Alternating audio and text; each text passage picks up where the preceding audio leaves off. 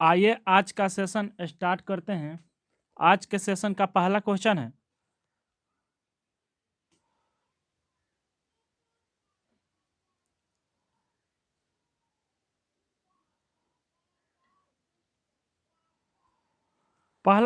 कि विश्व बैंक ने वित्तीय वर्ष 2024 और 25 के लिए भारत की आर्थिक वृद्धि दर का अनुमान कितना बताया है। तो विश्व बैंक ने वित्तीय वर्ष 2024 और 25 के लिए भारत की आर्थिक वृद्धि दर का अनुमान कितना बताया है। तो ऑप्शन 1 में है 5.5, ऑप्शन 2 में 6.5, ऑप्शन 3 में 6.4, ऑप्शन 4 में 7.4। तो विश्व बैंक ने वित्तीय वर्ष भारत की आर्थिक वृद्धि दर 2024 और 25 के लिए कितना बताया है। तो इसका आंसर हो जाएगा 6.4 इसका आंसर हो जाएगा। जो विश्व बैंक ने 6.4 वित्तीय वर्ष 2024 और 25 के लिए भारत की आर्थिक वृद्धि दर बताया है। ऑप्शन 3 सही हो जाएगा, 6.4 इसका आंसर हो जाएगा। अगला क्वेश्चन देखते हैं।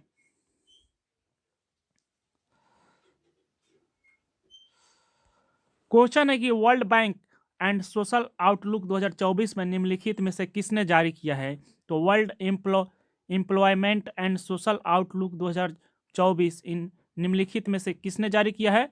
तो World Employment and Social Outlook 2024 इनमें से किसने जारी किया है। तो ऑप्शन 1 में वर्ल्ड बैंक, ऑप्शन 2 में है IMF International Monetary Fund, option 3 में है ILO International Labour Organisation, option 4 में WHO। तो World Employment and Social Outlook 2024 इनमें से किसने जारी किया है। तो इसका आंसर हो जाएगा ऑप्शन 3 सही हो जाएगा। ILO ने जारी किया, इंटरनेशनल लेबर ऑर्गेनाइजेशन ने ही जारी किया। ऑप्शन 3 सही हो जाएगा। ILO ने ही जारी किया है, जो साल 2024 में बेरोजगारों की संख्या 2 मिलियन से ज़्यादा बढ़ जाएगी। ILO इंटरनेशनल लेबर ऑर्गेनाइजेशन की स्थापना कब किया गया था। तो 1919 में स्थापना किया गया था। इसका मुख्यालय कहाँ है। ILO का मुख्यालय कहाँ है। इंटरनेशनल लेबर ऑर्गेनाइजेशन का मुख्यालय कहाँ है। तो जेनेवा स्विट्जरलैंड में इसका मुख्यालय है। जो डायरेक्टर जनरल कौन है। तो गिलबर्ट हुंगबटो इनके डायरेक्टर जनरल हैं। अगला क्वेश्चन देखते हैं।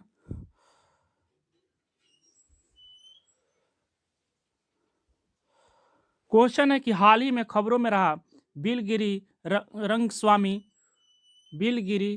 रंगास्वामी मंदिर निम्नलिखित में से किस राज्य में स्थित है। तो हाल ही में जो खबरों में रहा बिलगिरी रंगास्वामी मंदिर इनमें से किस राज्य में स्थित है। तो बिलगिरी रंगास्वामी मंदिर किस राज्य में स्थित है। तो ऑप्शन 1 में उड़ीसा केरल, ऑप्शन 2 में उड़ीसा, ऑप्शन 3 में कर्नाटक, ऑप्शन 4 में उत्तराखंड। तो हाल ही में जो बिलगिरी रंगास्वामी मंदिर किस राज्य में स्थित है, जो हाल ही में चर्चा में रहा। तो इसका आंसर हो जाएगा ऑप्शन 3 सही हो जाएगा, कर्नाटक राज्य में स्थित है। ऑप्शन 3 सही हो जाएगा, कर्नाटक राज्य इसका आंसर हो जाएगा। जो बिलगिरी रंगास्वामी मंदिर कर्नाटक राज्य में स्थित है, जो कर्नाटक के चामराजनगर जिले में स्थित है। यह भगवान विष्णु को समर्पित है। भगवान विष्णु को समर्पित है। भगवान विष्णु को समर्पित है बिलगिरी रंगास्वामी मंदिर। ऑप्शन इसका 3 सही हो जाएगा, कर्नाटक राज्य में स्थित है। अगला क्वेश्चन देखते हैं।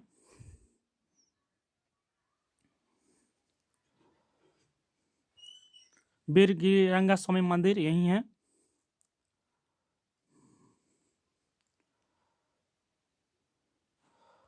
क्वेश्चन है कि प्रत्येक वर्ष 12 जनवरी को राष्ट्रीय युवा दिवस किसके सम्मान में मनाया जाता है। तो प्रत्येक वर्ष 12 जनवरी को राष्ट्रीय युवा दिवस किसके सम्मान में मनाया जाता है। तो ऑप्शन 1 में स्वामी विवेकानंद, ऑप्शन 2 में दयानंद सरस्वती, ऑप्शन 3 में मदन मोहन मालवीय, ऑप्शन 4 में चंद्रशेखर आजाद। तो प्रत्येक वर्ष 12 जनवरी को राष्ट्रीय युवा दिवस किसके सम्मान में मनाया जाता है। तो इसका आंसर हो जाएगा स्वामी विवेकानंद के सम्मान में मनाया जाता है। ऑप्शन 1 सही हो जाएगा, स्वामी विवेकानंद इसका आंसर हो जाएगा। जो प्रत्येक वर्ष 12 जनवरी को राष्ट्रीय युवा दिवस विवेकानंद के जयंती के रूप में मनाया जाता है। ऑप्शन 1 सही हो जाएगा। जो 12 जनवरी को युवा दिवस के रूप में मनाया जाता है। राष्ट्रीय युवा दिवस पहली बार आयोजन 1985 में किया गया था। जो स्वामी विवेकानंद का बचपन का नाम क्या है। तो नरेंद्र नाथ दत्त है। जो स्वामी विवेकानंद के पुस्तक का नाम क्या है? तो राजयोग, कर्म योग और शक्ति योग। तो इसका आंसर हो जाएगा स्वामी विवेकानंद, पहला क्वेश्चन। अगला क्वेश्चन देखते हैं।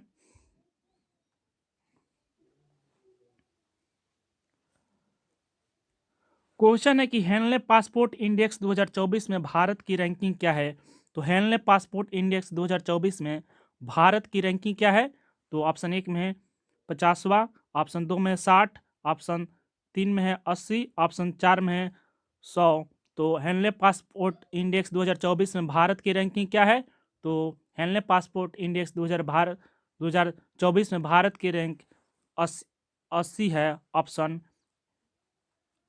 3 सही हो जाएगा, 80 इसका आंसर हो जाएगा। जो भारत के नागरिक वीजा के बिना 62 देशों में यात्रा करने की अनुमति है। जो भारत के नागरिक वीजा के बिना जो 62 देशों में यात्रा करने की अनुमति है।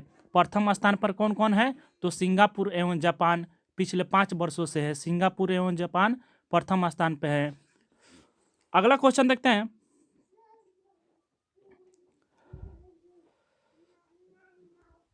क्वेश्चन है कि हेनले पासपोर्ट इंडेक्स 2024 में निम्नलिखित में से किसने जारी किया है? तो हेनले पासपोर्ट इंडेक्स 2024 में इनमें से किसने जारी किया है? तो ऑप्शन 1 में है हेनले, यहाँ पे हेनले होगा, हेनले एवं पार्टनर्स।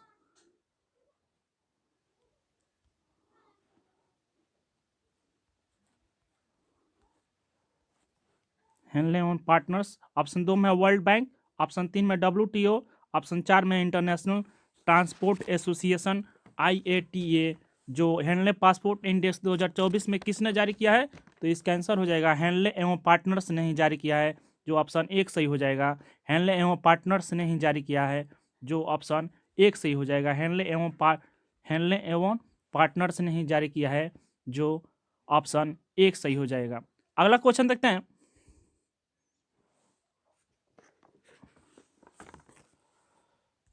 क्वेश्चन है कि हाल ही में दिव्या कीर्ति सिंह अर्जुन अवार्ड पाने वाली पहली भारतीय महिला बनी हैं। इनका संबंध किस खेल से है?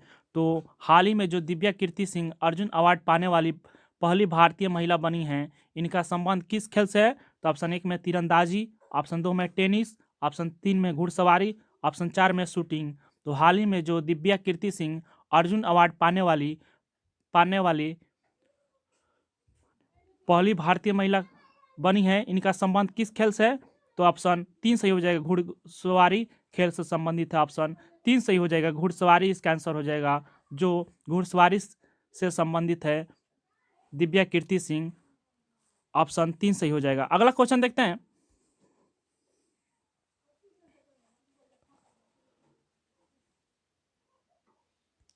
क्वेश्चन है कि हाल ही में लाल बहादुर शास्त्री के पुण्यतिथि कब मनाई गई है? तो हाल ही में लाल बहादुर शास्त्री के पुण्यतिथि कब मनाई गई है? तो ऑप्शन 1 में 9 जनवरी, ऑप्शन 2 में 10 जनवरी, ऑप्शन 3 में 11 जनवरी, ऑप्शन 4 में 12 जनवरी। तो हाल ही में जो लाल बहादुर शास्त्री के पुण्यतिथि कब मनाया गया है? तो लाल बहादुर शास्त्री की पुण्यतिथि 11 जनवरी को मनाया गया। ऑप्शन 3 सही हो जाएगा, 11 जनवरी इसका आंसर हो जाएगा। जो लाल बहादुर शास्त्री के पुण्यतिथि 11 जनवरी को मनाया गया। ऑप्शन 3 सही हो जाएगा। 11 जनवरी को इनका ताशकंद में अंतिम सांस लिए थे, ताशकंद समझौता के समय। जो इनका नारा है जय जवान जय किसान, जो भारत के दूसरे प्रधानमंत्री रहे हैं। अगला क्वेश्चन देखते हैं।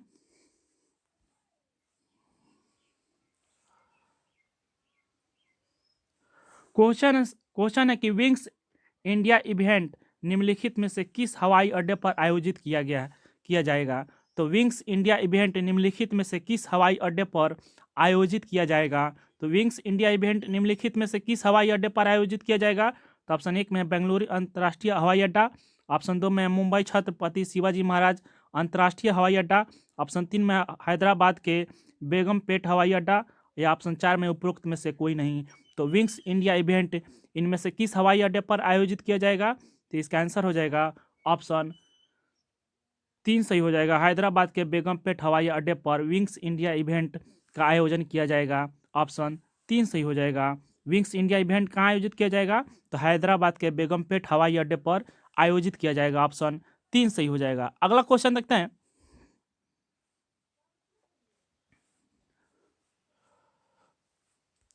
क्वेश्चन है कि हाल ही में रामलला दर्शन योजना प्रारंभ करने की घोषणा किसने की है? तो हाल ही में जो रामलला दर्शन योजना प्रारंभ करने की घोषणा किसने की है? तो रामलला दर्शन योजना प्रारंभ करने की घोषणा किसने की है? तो ऑप्शन 1 में छत्तीसगढ़, ऑप्शन 2 में केरल, ऑप्शन 3 में उड़ीसा, ऑप्शन 4 में है पंजाब। तो रामलला दर्शन योजना प्रारंभ करने का घोषणा छत्तीसगढ़ सरकार ने किया है। ऑप्शन 1 सही हो जाएगा। छत्तीसगढ़ इसका आंसर हो जाएगा। जो रामलला दर्शन योजना प्रारंभ करने की घोषणा छत्तीसगढ़ सरकार ने किया है। ऑप्शन 1 सही हो जाएगा। जो रामलला दर्शन योजना के उद्देश्य से अयोध्या में श्री राम मंदिर के दर्शन हेतु फ्री में टिकट और पैसे उपलब्ध कराया जाएगा छत्तीसगढ़ सरकार के द्वारा। अगला क्वेश्चन देखते हैं।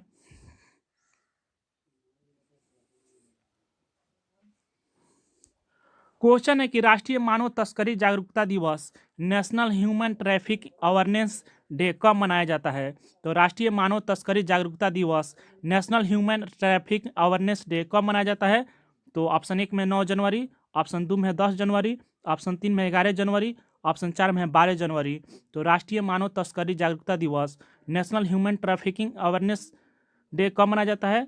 तो इसका आंसर हो जाएगा ऑप्शन 11 जनवरी को मनाया जाता है। राष्ट्रीय मानव तस्करी जागरूकता दिवस national human trafficking awareness day 11 जनवरी को मनाया जाता है। ऑप्शन 1 सही हो जाएगा। 11 जनवरी इसका आंसर हो जाएगा। जो संविधान के अनुच्छेद 23 में मानव तस्करी पर रोकथाम के प्रावधान किया गया है। अनुच्छेद 23 में मानव तस्करी और बलात्श्रम पर प्रतिबंध है। अनुच्छेद 23 के क्लॉज 1 में मानव तस्करी और भिखारियों तथा इस प्रकार का अन्य जबरन श्रम करना पूर्णतः निषेध है। इस प्रावधान के एक दंडनीय अपराध माना गया है। अनुच्छेद 23 के क्लॉज 2 में अनुच्छेद 23 के 2 में सार्वजनिक उद्देश्यों के लिए अनिवार्य सेवा लागू करने हेतु राज्य नहीं रोक सकेगा और ऐसी सेवा करने हेतु राज्य केवल धर्म, नस्ल और जाति एवं वर्ग उनके किसी आधार पर कोई भेदभाव नहीं करेगा। अनुच्छेद 24 में कारखानों, दुकानों आदि पर 14 वर्ष से कम उम्र के बच्चों को रोजगार पर प्रतिबंध लगाया गया है। अनुच्छेद 24 में। अगला क्वेश्चन देखते हैं।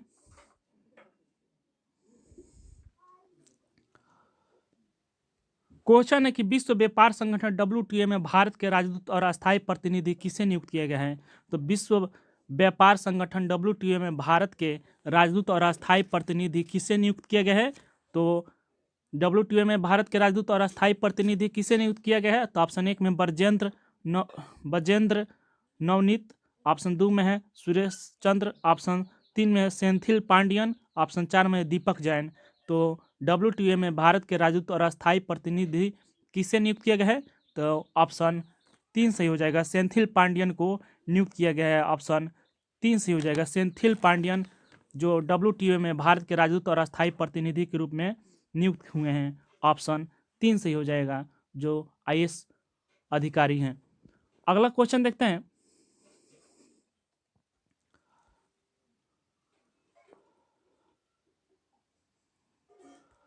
क्वेश्चन है कि स्वच्छ सर्वेक्षण पुरस्कार 2023 में किस राज्य को सबसे स्वच्छ राज्य का पुरस्कार दिया गया है? तो स्वच्छ सर्वेक्षण पुरस्कार 2023 में किस राज्य को सबसे स्वच्छ राज्य का पुरस्कार दिया गया है? तो ऑप्शन 1 में उत्तराखंड, ऑप्शन 2 में हिमाचल प्रदेश, ऑप्शन 3 में महाराष्ट्र, ऑप्शन 4 में मध्य प्रदेश। तो स्वच्छ सर्वेक्षण पुरस्कार 2023 में किस राज्य को सबसे स्वच्छ राज्य का पुरस्कार दिया गया है? तो इसका आंसर हो जाएगा ऑप्शन महाराष्ट्र। इसका आंसर हो जाएगा। महाराष्ट्र राज्य को स्वच्छ सर्वेक्षण पुरस्कार 2023 में महाराष्ट्र राज्य को स्वच्छ राज्य का पुरस्कार दिया गया। ऑप्शन 3 सही हो जाएगा। महाराष्ट्र इसका आंसर हो जाएगा ऑप्शन 3। अगला क्वेश्चन देखते हैं।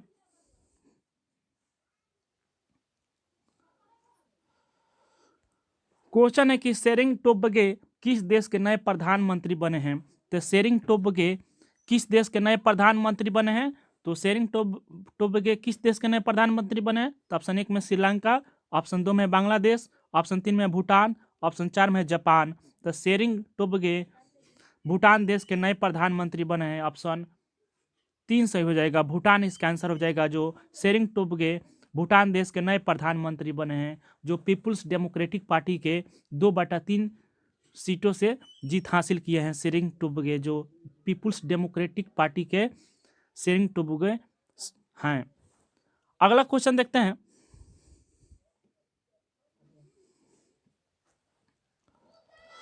क्वेश्चन है कि हाल ही में 9वें मालाबार नदी महोत्सव कहाँ शुरू हुआ है। तो हाल ही में 9वें मालाबार नदी महोत्सव कहाँ शुरू हुआ है। तो हाल ही में 9वें मालाबार नदी महोत्सव कहाँ हुआ है। तो ऑप्शन 1 में गुजरात, ऑप्शन 2 में केरल, ऑप्शन 3 में महाराष्ट्र, ऑप्शन 4 में है गोवा। तो हाल ही में जो 9वें मालाबार नदी महोत्सव कहाँ शुरू हुआ है।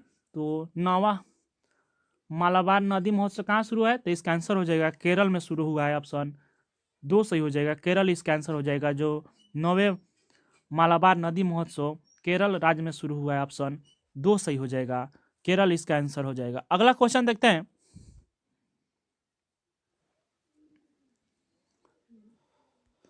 क्वेश्चन है कि हाल ही में खबरों में रहा वासीपू यक्कम योजना किस राज्य सरकार से संबंधित है। तो वासीपू यक्कम योजना किस राज्य सरकार से संबंधित है। तो वासीपू यक्कम योजना किस राज्य सरकार की संबंधित है। तो ऑप्शन 1 में तमिलनाडु, ऑप्शन 2 में कर्नाटक, ऑप्शन 3 में आंध्र प्रदेश, ऑप्शन 4 में केरल। तो हाल ही में जो खबरों में रहा वासीपू यक्कम योजना किस राज्य सरकार से संबंधित है। तो तमिलनाडु सरकार से संबंधित है वासीपू यक्कम योजना। ऑप्शन 1 सही हो जाएगा। तमिलनाडु इसका आंसर हो जाएगा। अगला क्वेश्चन देखते हैं।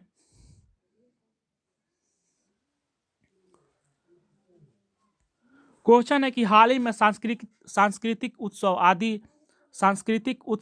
आदि पेरुकू कहाँ आयोजित किया गया है। तो आदि पेरुकू कहाँ आयोजित किया गया है। सांस्कृतिक उत्सव है आदि पेरुकू जो हाल ही में कहाँ आयोजित किया गया है। तो ऑप्शन 1 में केरल, ऑप्शन 2 में उड़ीसा, ऑप्शन 3 में कर्नाटक, ऑप्शन 4 में तमिलनाडु। तो आदि पेरुकू कहाँ आयोजित किया गया है।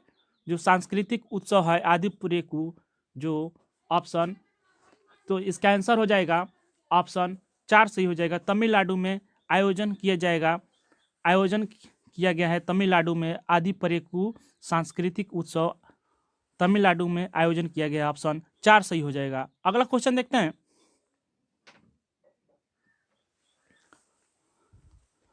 क्वेश्चन है कि हाल ही में खबरों में रहा ऐतिहासिक कर्णकोट टीला कहाँ स्थित है। तो हाल ही में खबरों में रहा ऐतिहासिक कर्णकोट टीला कहाँ स्थित है। तो ऑप्शन 1 में हरियाणा, ऑप्शन 2 में उत्तराखंड, ऑप्शन 3 में उड़ीसा, ऑप्शन 4 में है केरल।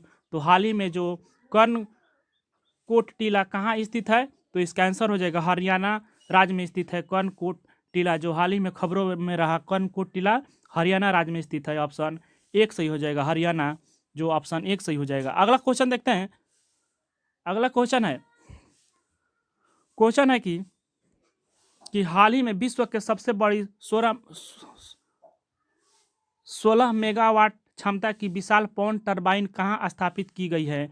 तो 16 मेगावाट क्षमता की विशाल सबसे बड़ा पवन टरबाइन जो विश्व में सबसे बड़ा है पवन टरबाइन कहाँ स्थापित की गई है। तो ऑप्शन 1 में चीन, ऑप्शन 2 में जर्मनी, ऑप्शन 3 में भारत, ऑप्शन 4 में संयुक्त राज्य अमेरिका। तो हाल ही में विश्व के सबसे बड़ी 16 मेगावाट क्षमता की विशाल पवन टरबाइन कहाँ स्थापित की गई है। तो इसका आंसर हो जाएगा ऑप्शन चीन इसका आंसर हो जाएगा। चीन देश में हाल ही में विश्व के सबसे बड़ी 16 मेगावाट क्षमता की विशाल पवन टरबाइन स्थापित की गई है चीन देश में। ऑप्शन 1 सही हो जाएगा। चीन इसका आंसर हो जाएगा। अगला क्वेश्चन देखते हैं।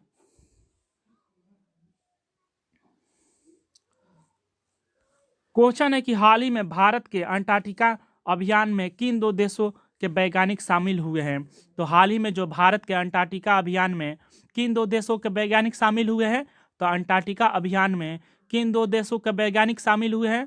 जो भारत के अंटार्कटिका अभियान में किन 2 देशों के वैज्ञानिक शामिल हुए हैं। तो ऑप्शन 1 में भूटान बांग्लादेश, ऑप्शन 2 में है भूटान एवं मॉरिशस, ऑप्शन 3 में बांग्लादेश एवं मॉरिशस, ऑप्शन 4 में मॉरिशस एवं श्रीलंका। तो भारत अंटार्कटिका अभियान में किन 2 देशों के वैज्ञानिक शामिल हुए हैं। तो इसका आंसर हो जाएगा बांग्लादेश एवं मॉरिशस देश शामिल हुए हैं। भारत के अंटार्कटिका अभियान में बांग्लादेश एवं मॉरिशस के वैज्ञानिक शामिल हुए हैं भारत अंटार्कटिका अभियान में। तो इसका आंसर हो जाएगा ऑप्शन 3 सही हो जाएगा। अगला क्वेश्चन देखते हैं। अगला क्वेश्चन है कि स्वच्छ सर्वेक्षण पुरस्कार 2023 में कौन सा शहर सबसे स्वच्छ शहर प्रथम स्थान पर है। तो स्वच्छ सर्वेक्षण पुरस्कार 2023 में कौन से शहर जो है सबसे स्वच्छ शहर प्रथम स्थान पर है। तो ऑप्शन 1 में इंदौर, ऑप्शन 2 में सूरत, ऑप्शन 3 में लखनऊ या ऑप्शन 4 में 1 एवं 2। तो इंदौर एवं सूरत दोनों प्रथम स्थान पर है। जो इंदौर मध्य प्रदेश के इंदौर और सूरत गुजरात के सूरत जो प्रथम स्थान पे सबसे स्वच्छ शहर दोनों प्रथम स्थान पर है। इसका आंसर हो जाएगा ऑप्शन 4 सही हो जाएगा। 1 एवं दोनों 4 सही हो जाएगा। अगला क्वेश्चन देखते हैं।